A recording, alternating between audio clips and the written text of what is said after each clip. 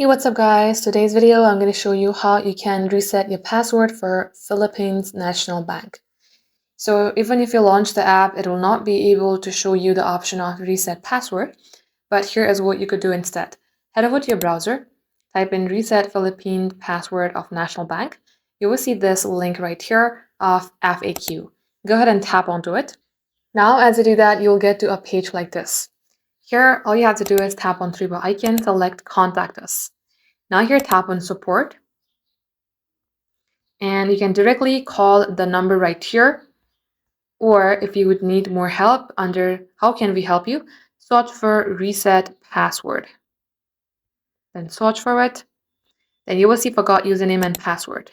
So tap on the plus button, and these are the fixes that you could try. You may go ahead, screenshot it, or simply follow the on-screen prompt. And just like so guys, this is how you will be able to reset your username or password. Thank you for watching.